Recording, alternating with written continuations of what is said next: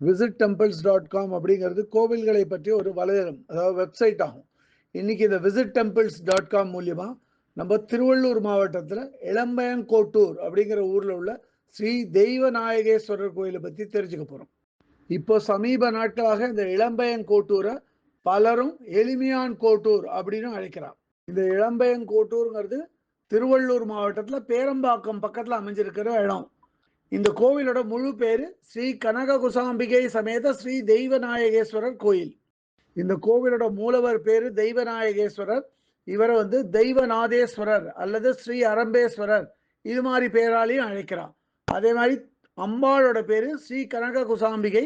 கனக குசாம்பிகையை கோதண்டு முலையம்மை அல்லது கதிர் முலையம்மை அல்லது ஸ்ரீ தாயினும் நல்லாள் அப்படின்னு அழைக்கப்படுறான். இந்த கோவில் தேவார பாடல் பெற்ற ஸ்தலம். இந்த கோவிலை பற்றி திருஞான சம்பந்தர் மிகவும் உயர்வாக பாடியுள்ளார். இந்த கோவிலுக்கு இரும்பு நுழைவாயில் ஒன்று மேற்கு நோக்கி அமைஞ்சிருக்கு. இந்த நுழைவாயில் வழியாக பக்தர்கள் போகலாம். அதுக்கடுத்து ஒரு சின்னதாக ஒரு நுழைவாயில் இருக்கு, அது எப்பவுமே திறந்திருக்கும். அது வழியாகவும் பக்தர்கள் உள்ள போகலாம். கோவிலோட வெளிப்பிரகாரத்தில் 2 கிழக்கு நோக்கிய சன்னதி. ஒரு சன்னதி ஸ்ரீ கணபதியோட கிழக்கு நோக்கிய சன்னதி, அடுத்த கிழக்கு நோக்கிய சன்னதி ஸ்ரீ வள்ளி தேவசேனா சமேத ஸ்ரீ சுப்பிரமணியரோட சன்னதி. கோவில் நுழைவாயில் மேற்கு நோக்கி அமைஞ்சிருந்தாலும் இந்த கோவிலோட மூலஸ்தானம் கிழக்கு நோக்கி தான் அமைஞ்சிருக்கு. இந்த கோவிலுக்கு தனியாக ராஜகோபுரம் எதுவும் கிடையாது. ஒரு துவஜஸ்தம்பம் இருக்கு. துவஜஸ்தம்பம் வழக்கம் போல எல்லா கோயில் மாதிரி தான் இருக்கும். ஆனால் இருக்கிற நைவேத்திய பீடமும் நந்தி வாகனமும் பிற சிவன் கோயில்களில் இருக்கிற மாதிரி இல்லாமல் தரையோட தரையை கீழே வச்சிருக்கா. கோவிலோட மூலஸ்தானம் போகிற வழியில் ஒரு கோபுரம் இருக்கு. அந்த கோபுரத்தில் சிவன் பார்வதியோட விக்கிரகத்தை நடுவில் வச்சிருக்கா. இந்த பக்கமும் அந்த பக்கமும் ஒரு விநாயகர் விக்கிரகமும் ஒரு முருகனோட விக்கிரகத்தையும் பார்க்க முடியும். அதே மாதிரி மூலஸ்தானம் போகும்போது இடது பக்கத்தில் ஸ்ரீ கணபதியோட விக்கிரகமும் வலது பக்கத்தில் வள்ளி தேவசேனா சமேத ஸ்ரீ சுப்பிரமணியரோட விக்கிரகத்தையும் பார்க்க முடியும். அந்த காலத்தில் சிவன் ஒரு போருக்கு புறப்பட்ட போது அவரோட கழுத்திலேருந்து கொன்றை மாலை இந்த இடத்துல விழுந்ததாகவும் அதுதான் பிற்காலத்தில் இங்கே ஸ்வயம்பு சிவலிங்கமாக உருவாகி தோன்றியது அப்படின்னு சொல்றா. இந்த ஸ்வயம்பு சிவலிங்கத்தோட பேரு ஸ்ரீ தெய்வநாயகேஸ்வரர். இவர் தான் மூலஸ்தானத்தில் கிழக்கு நோக்கிய சிவலிங்க வடிவமாக இப்போ காட்சி கொடுக்கிறார். மூலவரான ஸ்ரீ தெய்வநாயகேஸ்வரர் இங்க செந்நிறமாக காணப்படுறார். மூலவர் இங்க என்ன பேருன்னா தீண்டா திருமேனி. தீண்டா திருமேனின்னு இந்த மூலவரை ஏன் அழைக்கிறோம் அப்படின்னா, அர்ச்சகரும் குருக்களும் கூட இந்த சிவலிங்கத்தை தொட்டு பூஜிக்க முடியாது. அவ மாலை சாத்தும் போது கூட ஒரு குச்சியை வச்சுன்னா மூலவர் மேல மாலை சாத்துறான். கோஷத்தை சுத்தி ஸ்ரீ நிறுத்த கணபதி, ஸ்ரீ யோக தட்சிணாமூர்த்தி, ஸ்ரீ மகாவிஷ்ணு, ஸ்ரீ பிரம்மா, ஸ்ரீ துர்கை மற்றும் ஸ்ரீ சண்டிகேஸ்வரோட விக்கிரகங்களை பார்க்க முடியும்.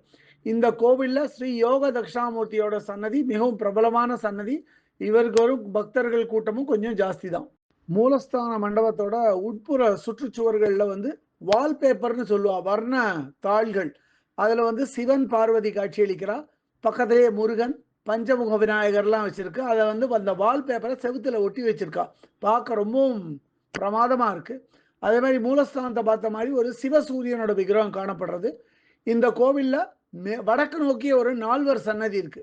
4வர் சன்னதி யார் யாருதுன்னு பார்த்தா, அந்த 4வர் சன்னதியில் அப்பர், சுந்தரர், திருஞான சம்பந்தர் மற்றும் மாணிக்க வாசகரோட விக்கிரகங்களை பார்க்க முடியும். கோவிலோட உள்பிரகாரத்தில் முதல்ல கிழக்கு நோக்கிய ஒரு சன்னதி இருக்கு. இந்த கிழக்கு நோக்கிய சன்னதி யாருதுன்னு பார்த்தா அவர் தான் ஸ்ரீ அரம்பேஸ்வரரோட சன்னதி. ஸ்ரீ அரம்பேஸ்வரர் சிவலிங்க வடிவமாக காட்சியளிக்கிறார். அதுக்கு பக்கத்தில் இன்னொரு கிழக்கு நோக்கிய சன்னதி நாகதேவதைகள் விக்கிரகங்கள் இருக்கு. இங்க கோவிலில் தெற்கு நோக்கிய ஒரு சன்னதி ஸ்ரீ கால பைரவரோட சன்னதி ஆகும். அதே மாதிரி இங்க அமைஞ்சிருக்கிற மற்றொரு தெற்கு நோக்கிய சன்னதி கோவிலோட அம்பாள் ஸ்ரீ கனக குசாம்பிகையோட சன்னதி. இங்க கனக குசாம்பிகை தெற்கு நோக்கி நின்ற கோலத்துல சக்கர பீடத்து மேல காணப்படுறா. கோவிலோட வெளிப்பிரகாரத்துல ஒரு ஜீவ சமாதி அமைச்சிருக்கா. இந்த ஜீவ சமாதி யாருதுன்னா இது ஸ்ரீ ஸ்வயம் பிரகாஷ தேசிக சச்சிதானந்த சுவாமியோட ஜீவ சமாதி. இதுக்கு பக்கத்தையே கிழக்கு நோக்கிய நாக தேவதைகள் விக்கிரகத்தையும் வச்சிருக்கா. இந்த கோவிலை சுத்தி எல்லா திசையிலையும் புஷ்கரணிகள் ஏராளமா அமைஞ்சிருக்கு. ஏராளமான புஷ்கரணிகள் அமைஞ்சிருக்கு கோயிலை சுத்தின்னு சொன்னேன். அதோட பேரெல்லாம் சந்திர தீர்த்தம், மல்லிகை தீர்த்தம், ரம்பா தீர்த்தம், நாக தீர்த்தம், பூதகண தீர்த்தம் மற்றும் ஸ்ரீ தாமரை தீர்த்தம். கோவிலோட ஸ்தல விருட்சத்தோட பேரு மர மல்லிகை மரமாகும். இந்த கோயில் குரு பெயர்ச்சிக்கு ரொம்ப விசேஷமானது. குரு பெயர்ச்சி அன்னைக்கு இங்க வரும் பக்தர்கள் கூட்டம் ஏராளம். ஏன்னா இது குரு பரிகார ஸ்தலமா கருதப்படுறது. இந்த கோயிலை பற்றிய இதர விவரங்கள் வேணும் அப்படின்னா www.visittemples.com அப்படிங்கிற வெப்சைட்டுக்கு போயிட்டு இந்த கோயிலை பற்றிய எல்லா விவரங்களையும் ஆங்கிலத்தில் வந்து படிக்கலாம். இல்லை பிற பாஷைகளில் வேணும்னா அதிலேயே மொழிபெயர்க்கிற வசதியும் இருக்குது. அப்படியே மொழிபெயர்த்து அவா பாஷைக்கு தகுந்த மாதிரி படிச்சுக்கலாம் அதை. இதுவரை இந்த காணொலியை கண்டும் கேட்டும் மகிழ்ந்த பக்தர்களுக்கு visit temples.com சார்பாக ராகவாச்சாரியின் நன்றிகள்.